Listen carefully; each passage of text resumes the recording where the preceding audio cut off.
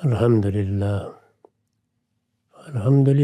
رب العالمین والصلاة والسلام علی محمد الامین اعوذ باللہ من الشیطان الرجیم بسم اللہ الرحمن الرحیم۔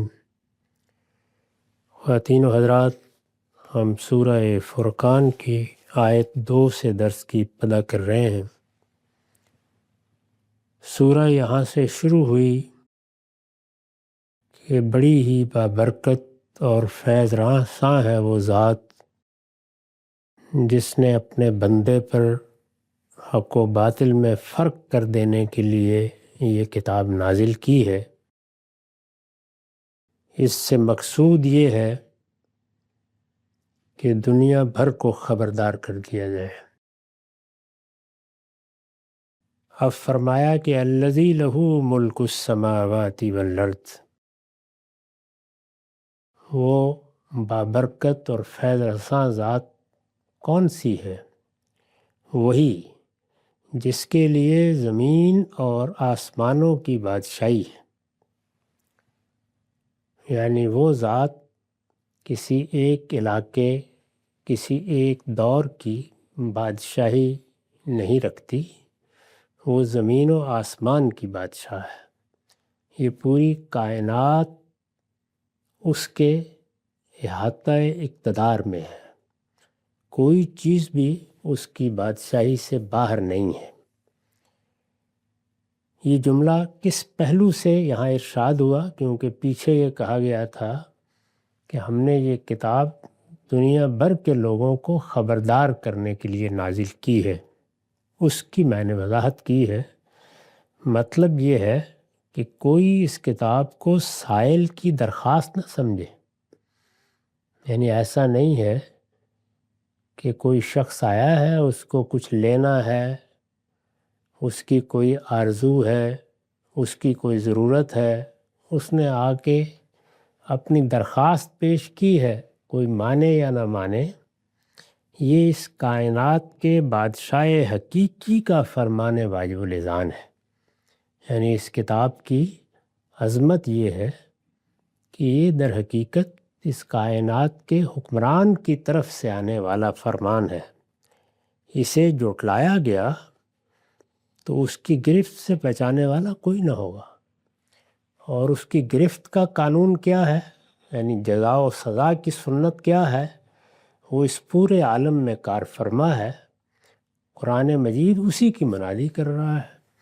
اس کے بعد وہ پہلو ہیں جو اس دنیا سے متعلق ہیں، اور وہ اصلاً آخرت میں ظاہر ہو جائے گی۔ وہی جس کے لیے زمین اور آسمانوں کی بادشاہی ہے۔ وَلَمْ يَتَّخِذْ وَلَدًا وَلَمْ يَكُنْ لَهُ شَرِيكٌ فِي الْمُلْكِ وَخَلَقَ كُلَّ شَيْءٍ فَقَدَّرَهُ تَقْدِيرًا۔ اس نے اپنی کوئی اولاد نہیں بنائی ہے۔ یہ مشرکین عرب جو یہاں مخاطب ہیں، انہوں نے بھی فرشتوں کو خدا کی بیٹیاں قرار دے رکھا تھا۔ عام طور پر مذہب سے وابستہ قوموں میں، یعنی کسی نہ کسی لحاظ سے وابستہ قوموں میں، شرک کی ابتدا فرشتوں ہی کے بارے میں ان کے غلط تصورات سے ہوئی ہے۔ پیغمبروں نے جب آ کے یہ بات بتائی کہ اس کائنات کے مالک نے اور مخلوقات بھی بنا رکھی ہیں، ان میں جنات بھی ہیں، ان میں فرشتے بھی ہیں، اور فرشتے اللہ تعالیٰ کی طرف سے کسی ابتلا میں نہیں ہیں، وہ اس کی تسبیح و تقدیس کر رہے ہیں، اور جو حکم دیا جاتا ہے اس پر عمل کرتے ہیں۔ اس سے یہ تصور پیدا کر لیا گیا کہ وہ خدا کے چہیتے ہیں، اس لیے اگر ان کے ساتھ ہمارا کوئی ربط و تعلق ہو جاتا ہے تو ہم اپنی مصیبتوں پر بھی قابو پا سکتے ہیں، اس کائنات کے نظام میں اپنے لیے سہولت بھی پیدا کر سکتے ہیں، اور اگر اس کا کوئی انجام ہے تو اس کو بھی بخیر حاصل کر سکتے ہیں۔ میں نے وضاحت کی ہے، خدا کے لیے جن لوگوں نے بیٹے اور بیٹیاں فرض کر رکھی ہیں، ان کے بارے میں وہ لازماً اس زوم میں مبتلا ہوتے ہیں کہ انہیں وہ خدا کی پکڑ سے بچا لیں گے۔ یہ جو شفاعت کا عقیدہ ہے، جس میں مذہبی احساس رکھنے والی قومیں بالعموم مبتلا ہوتی ہیں، یعنی وہ اس کو تو مان لیتی ہیں کہ ایک دن آنا ہے، مواخذے کا دن ہے، اس میں اللہ تعالیٰ پوچھیں گے۔ اعمال کی طرف دیکھا جاتا ہے تو معلوم ہوتا ہے کہ وہ تو وہاں کامیابی کے لیے کافی نہیں ہے، تو اس میں پھر انسان اس زوم باطل میں مبتلا ہو جاتا ہے کہ یہ کچھ ہستیاں ہیں، اگر ہم ان کو خوش کر لیں، ان کی پوجا پاٹ کرتے رہیں، ان کی نظر نیاز پیش کرتے رہیں، تو یہ ہمارا ہاتھ پکڑ لیں گی۔ ان کے ہاں بھی چونکہ یہی چیز تھی تو وہیں سے بات اٹھائی ہے۔ وَلَمْ يَتَّخِذْ وَلَدًا، اس نے اپنی کوئی اولاد نہیں بنائی، یعنی وہ تنہا ہے، جس طرح کہ سورہ اخلاص پہلے ہی جملے میں بتاتی ہے کہ وہ احد ہے، یکتا اور یگانہ ہے۔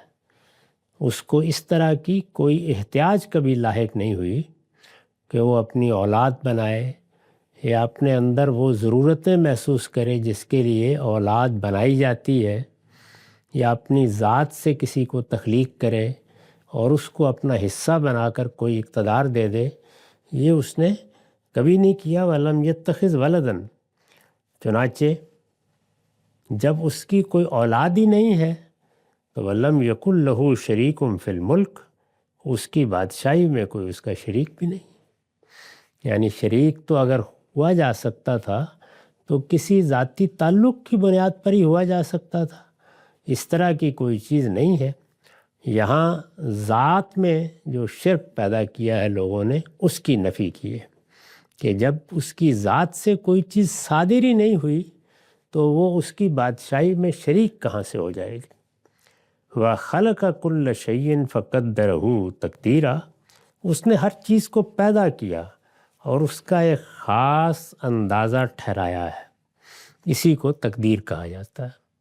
یعنی اس نے جب اس دنیا کو بنایا ہے یا جو مخلوقات بھی وجود پذیر ہوئی ہیں، تو ان سب کے لیے ایک قانون بنا دیا ہے۔ وہ قانون ان کی فطرت ہے۔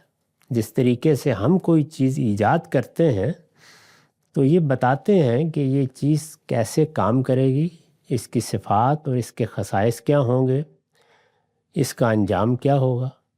بالکل اسی طریقے سے اس نے جب مخلوقات بنائی ہیں تو یہ جتنی موجودات ہیں اس کی مخلوقات ہیں، ہر مخلوق کے بارے میں اس نے ایک اندازہ طے کر دیا ہے، یعنی ایک نظم بنا دیا ہے جس میں اس کی اجل بھی متعین ہے، جس میں اس سے متعلق واقعات بھی طے کر دیے گئے ہیں، اور اس کے لیے اس کی نشو و نما اور اس کی صلاحیتوں کے امتداد کے سب پہلو بھی واضح کر دیے گئے ہیں۔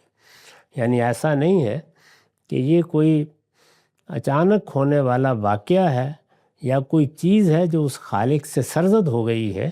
اس نے ہر چیز کو بنایا ہے اور ایک خاص مقصد کو سامنے رکھ کے بنایا ہے، ایک خاص اجل متعین کر کے بنایا ہے، پھر اس میں وہ خصائص پیدا کیے ہیں، وہ صفات رکھی ہیں جو اس اجل تک اس کو کشاں کشاں لے جاتی ہیں۔ اسی کو تقدیر یا اندازہ کہا جاتا ہے۔ اس کی بادشاہی میں کوئی اس کا شریک نہیں ہے۔ وَخَلَقَ كُلَّ شَيْءٍ فَقَدَّرَهُ تَقْدِيرًا، اس نے ہر چیز کو پیدا کیا اور اس کا ایک خاص اندازہ ٹھہرایا ہے۔ میں نے لکھا ہے کہ یہ خدا کی توحید اور یکتائی کی دلیل بیان ہوئی ہے کہ جب وہ ہر چیز کا خالق ہے اور اسی نے ہر چیز کے لیے، اب یہ اندازہ یا تقدیر کیا ہے، اور اسی نے ہر چیز کے لیے صورت، یعنی اس کی کیا صورت سامنے آئے گی، جب یہ چیز تم دیکھو گے تو کیسی لگے گی تمہیں۔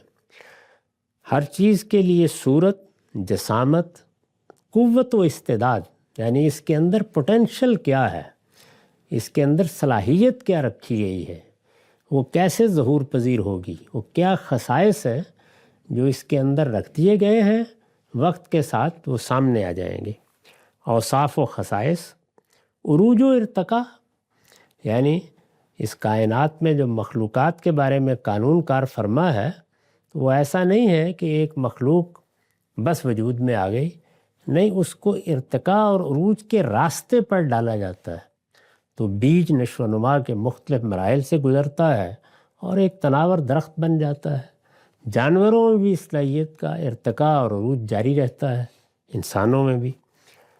اور بقا و زوال، یعنی کب تک باقی رہے گی یہ مخلوق، اور کب وہ وقت آئے گا جس کو اجل سے قرآن تعبیر کرتا ہے، جس کے بعد اس کا خاتمہ ہو جائے گا۔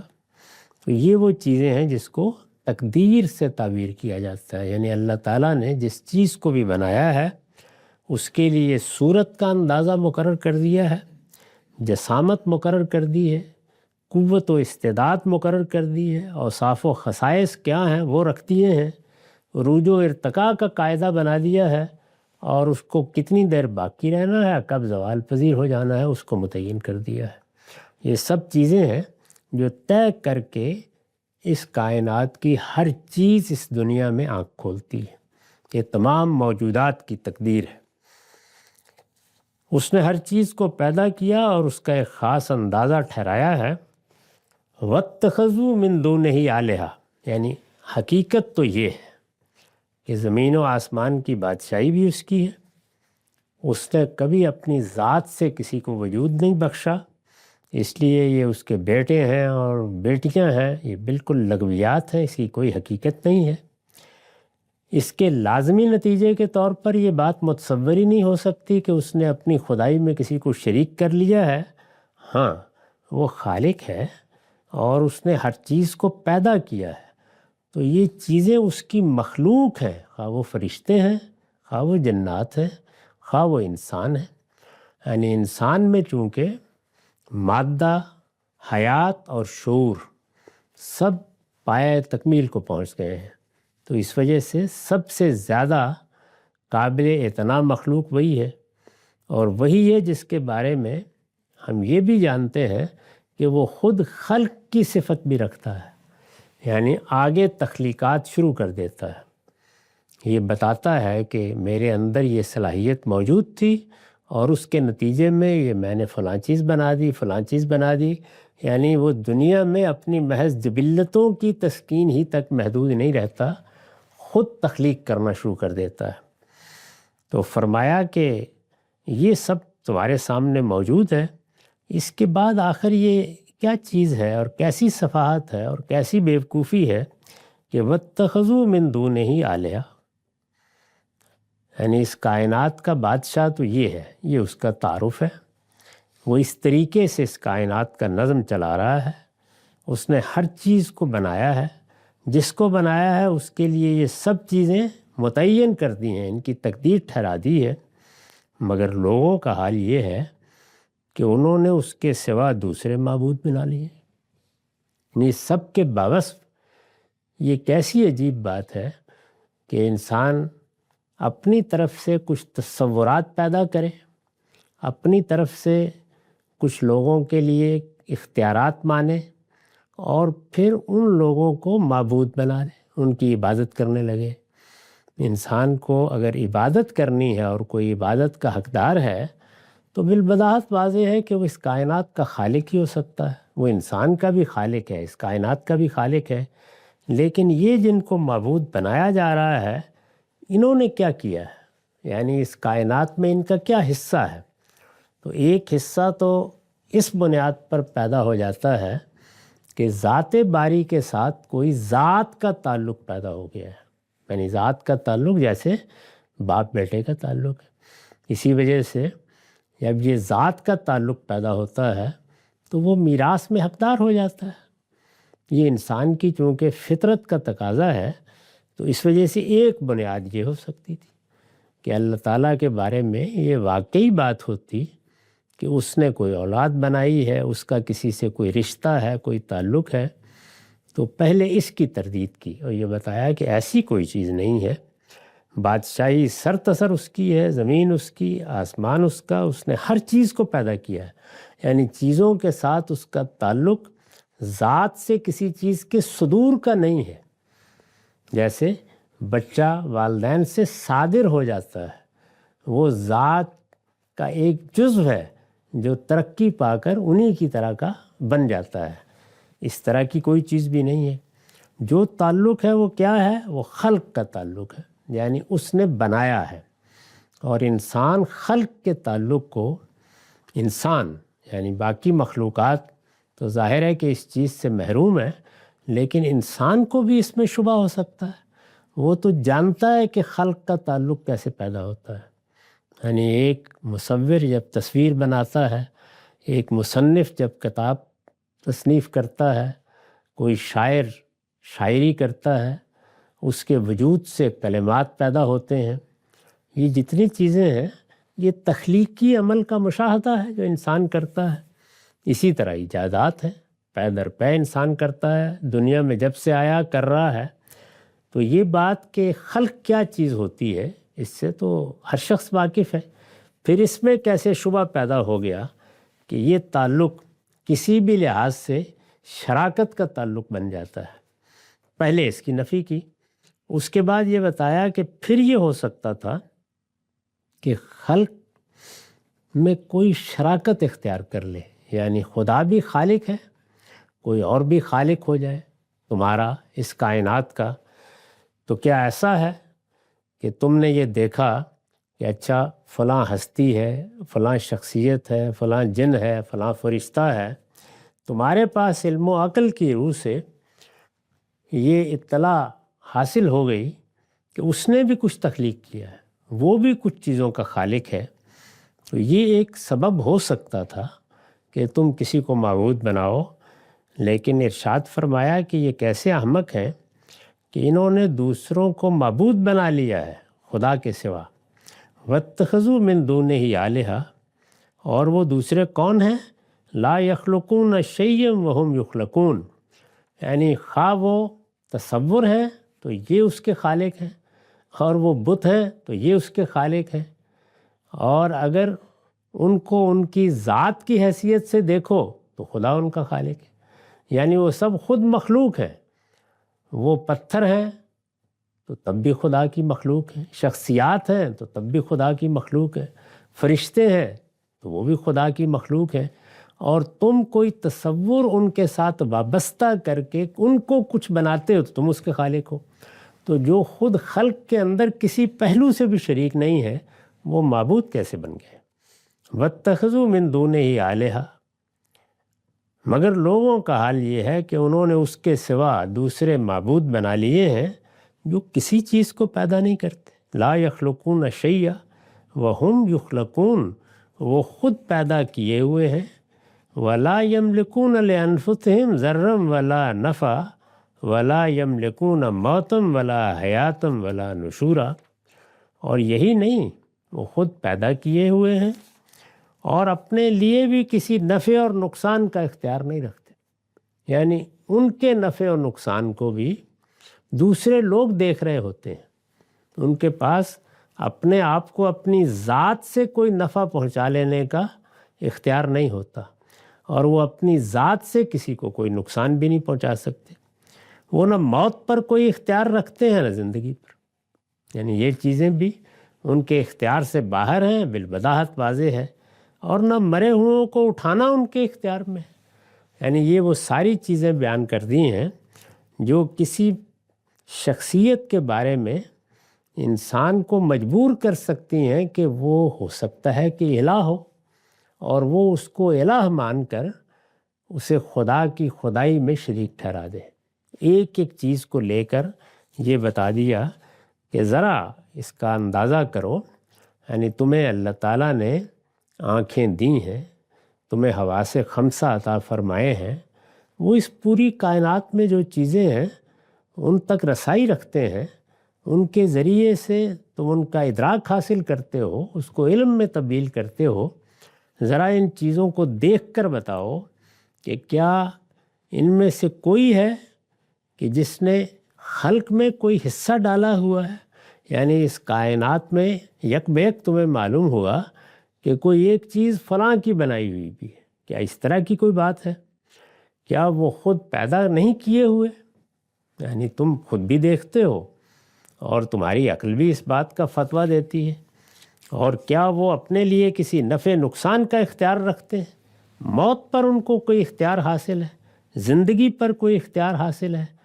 کیا مرے ہوئوں کو انہوں نے کہیں تمہیں زندہ کر کے دکھا دیا ہے، اور اس طریقے سے تمہیں خیال ہوا کہ چلیے کم سے کم ایک تو ایسا تکوینی معاملہ ہے جس میں یہ بھی کچھ اختیار رکھتے ہیں، ان میں سے کون سی چیز ہے جو تمہارے مشاہدے میں کبھی آئی ہے؟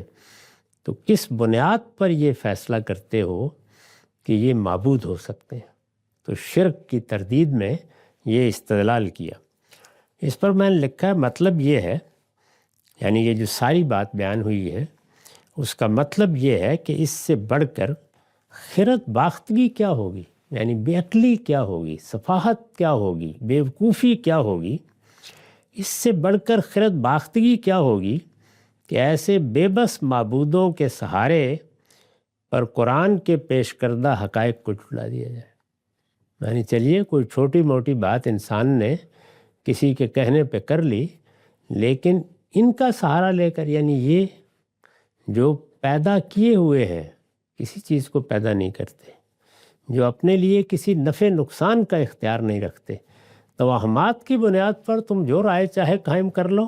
واقعہ یہی ہے، وہ اپنی موت پر بھی کوئی اختیار نہیں رکھتے، اپنی زندگی پر بھی کوئی اختیار نہیں رکھتے، اور نہ کبھی ان سے باس بعد الموت کی کوئی چیز تم نے دیکھی ہے۔ تو آخر کیا چیز ہے؟ اس کے بعد صرف آدمی کو خرد باختہ ہی کہا جا سکتا ہے، احمق ہی کہا جا سکتا ہے، سفیہ ہی کہا جا سکتا ہے کہ وہ ان میں سے کسی کو اٹھائے اور اٹھا کر اس کے بارے میں یہ تصور قائم کر لے کہ یہ اس کائنات میں کوئی شراکت رکھتا ہے، اس کی نفی کی۔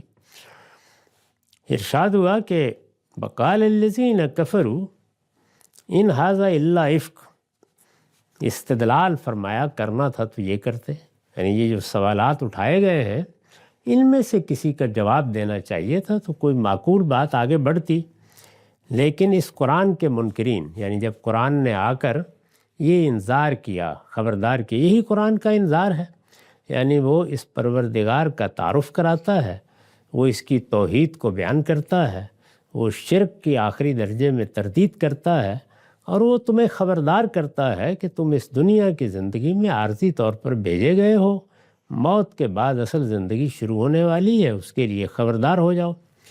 یہ قرآن یہ کہتا ہے، لیکن اس کے منکرین کیا کہتے ہیں؟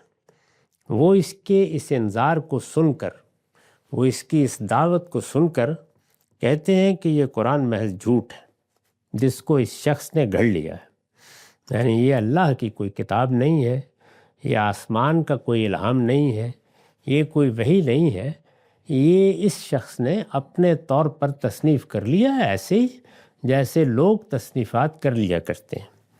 اس کے منکرین کہتے ہیں کہ یہ قرآن محض جھوٹ ہے جس کو اس شخص نے گھڑ لیا ہے۔ میں نے حاشیہ لکھا ہے، یعنی وحی الہی نہیں ہے، اس میں جو باتیں بیان کی گئی ہیں یہ ان کا کوئی اپنا فلسفہ ہے جو یہ بیان کر رہے ہیں، یہ وحی الہی نہیں ہے جس طرح کے دعویٰ کیا جا رہا ہے، بلکہ اپنے ذہن کا گھڑا ہوا کلام ہے جسے خدا کی طرف منسوب کر دیا گیا ہے۔ یہ بات ہے جس کے جواب میں قرآن مجید نے یہ کہا کہ اگر کوئی شخص اس طریقے سے جو کچھ وہ مانتا ہے، مذہبی لحاظ سے جو تصورات وہ رکھتا ہے، ان کو اپنے طور پر گھڑ کے قرآن جیسی کتاب پیش کر سکتا ہے، تو تم بھی تو اپنے مذہب کو اور اپنے مذہبی تصورات کو خدائی کی طرف منسوب کر رہے ہو۔ اس لیے کہ مشرکین عرب جو قرآن مجید کے مخاطب ہیں، اولین مخاطب ہیں، وہ سب خدا کو مانتے تھے، تو تم بھی جو اپنے تصورات بیان کر رہے ہو یا اپنے مذہب کی تفصیلات بیان کر رہے ہو، یہ خدائی کی نسبت سے بیان کر رہے ہو، تو تم بھی اپنے ان تصورات کے حق میں، یعنی اپنے اس شرک کے حق میں جو تم نے اپنی طرف سے معبود بنا رکھے ہیں، ان کے حق میں خدا کی نسبت سے اسی شان کا کوئی کلام پیش کر دو۔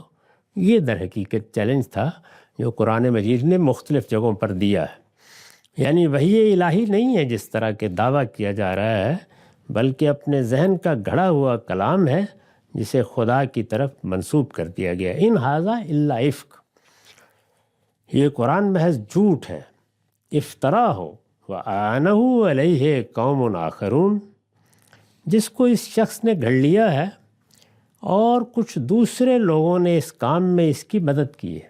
یعنی یہ وہ الزام تھا جو لگا دیا. اس کی وجہ کیا بنی؟ یعنی دوسروں ہی کو کیوں اس میں گھسیٹ کر لایا گیا؟ اس لیے کہ رسالت مآب صلی اللہ علیہ وسلم کی 40 سال کی زندگی میں کوئی ادنا آثار بھی اس کے نہیں ملتے تھے کہ اس شخص کی زبان سے یہ فکر، یہ کلام صادر ہو سکتا.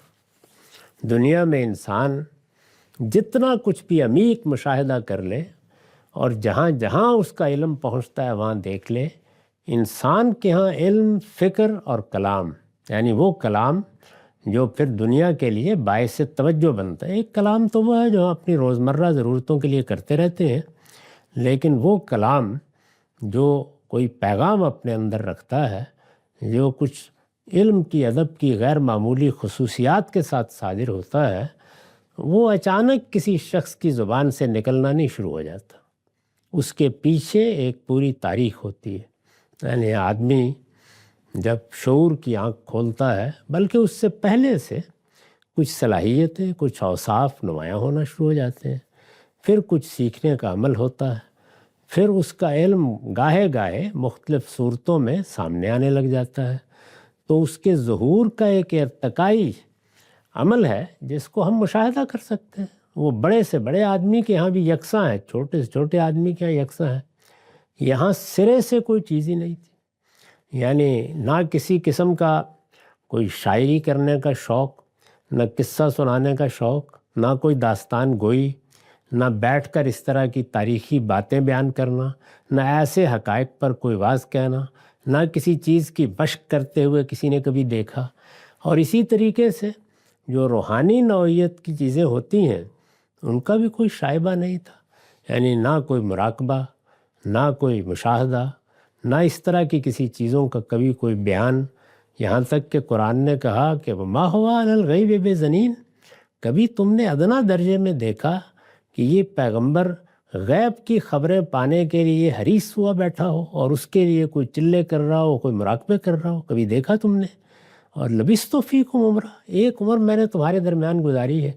تو جب وہ بالکل خالی لو دیکھتے تھے تو ان کی سمجھ میں نہیں آتا تھا کہ یہ ہوا کیا ہے. تو اس وقت پھر وہ یہ کہتے تھے کہ کوئی اندر چھپا ہوا ہے آدمی جس نے ان کو اعلیٰ کار بنا لیا ہے. یہ اصل میں استدلال تھا. تو قرآن مجید نے اس کو بیان کیا. اس کے منکرین کہتے ہیں کہ یہ قرآن محض جھوٹ ہے جس کو اس شخص نے گھڑ لیا ہے اور کچھ دوسرے لوگوں نے اس کام میں اس کی مدد کی ہے. جس شخص نے اس کو گھڑ لیا ہے، اس پر میں نے لکھا ہے، انہوں نے یہ بات کسی نام کی تصریح کے ساتھ اس لیے نہیں کی کہ الزام جھوٹا ہو تو ابہام ہی کا اسلوب موضوع ہوتا ہے. یعنی یہ کہہ دینا کہ گھڑ لیا ہے اور کسی نے اس کام میں مدد کی ہے، اس میں ظاہر ایک چھوٹی سی بستی ہے، شب و روز لوگوں کے سامنے ہے. رسول اللہ کسی قلعے میں جا کے چھپ نہیں جاتے ہیں، گھروں کے آگے تو کواڑ بھی نہیں ہے، تو وہ ڈھونڈ کے آدمی کو پیش کر دیا جاتا نا. تو اس وجہ سے نام نہیں لیا انہوں نے، کیونکہ ایک جھوٹی بات، بے بنیاد بات ہے جو کہی گئی. انہوں نے یہ بات کسی نام کی تصریح کے ساتھ اس لیے نہیں کی کہ الزام جھوٹا ہو تو ابہام ہی کا اسلوب موضوع ہوتا ہے. یعنی جو لوگ جھوٹے الزامات لگاتے ہیں وہ بالعموم اسی طریقے سے گنجائش رکھ لیتے ہیں کہ اگر موقع ملے تو تردید کی جا سکے. استاذ امام کے الفاظ میں اگر اس کے لیے تصریح کا اسلوب اختیار کر لیا جائے، یعنی وہ نام لے دیتے، کسی کا بتا دیتے، تو بانڈا پھوٹ جاتا. یعنی ظاہر ہے کہ وہ آدمی تو ہوتا، 10 لوگ پکڑ کے لے آتے کہ بھائی یہ کام تم کسی اور کے ذریعے سے کر رہے ہو تو آؤ تمہارے ساتھ ہی بات کر لیتے ہیں. قرآن کو معاذ اللہ جھوٹ قرار دے کر اس کے ساتھ یہ بات انہیں اس لیے کہنا پڑی کہ قرآن میں پچھلے انبیاء علیہم السلام کی سرگزشتوں کے حوالے بھی تھے. یعنی قرآن جس طرح سے انفس اور آفاق کے دلائل پیش کرتا ہے اور پوری شان کے ساتھ ان کو بیان کرتا ہے، اسی طریقے سے قرآن مجید میں پچھلی قوموں کی سرگزشتیں بھی ہیں. ان کے بارے میں یہ سوال ہر شخص کے ذہن میں پیدا ہو سکتا تھا کہ اگر یہ وحی الہی نہیں ہے تو آخر یہ سب باتیں انہی کے اندر کے ایک شخص کو اس صحت اور تفصیل کے ساتھ کس طرح معلوم ہو گئی؟ یہ سوال پیدا ہو سکتا تھا۔ اس کے جواب میں انہوں نے ان لوگوں کی طرف اشارہ کر دیا جو اہل کتاب میں سے آپ پر ایمان لے آئے تھے، یعنی گویا مبہم سی بات کہہ گئے کہ یہ اہل کتاب میں سے بھی کوئی 2-4 لوگ مان چکے ہیں ان کو، یہ ان کی سکھائی ہوئی ہیں۔ اپنی بات کو مؤکد کرنے کی یہ ایسی کوشش ہے جس سے اندازہ کیا جا سکتا ہے کہ حق کی دشمنی میں لوگ کیسے اندھے ہو گئے تھے اور کس قدر سری جھوٹ اور بے انصافی پر اتر آئے تھے، اور یہی ہمیشہ سے ہوتا رہا ہے۔ ہمارا وقت ختم ہو گیا۔ اقول قولی ھذا واستغفر اللہ لی ولکم ولسائر المسلمین۔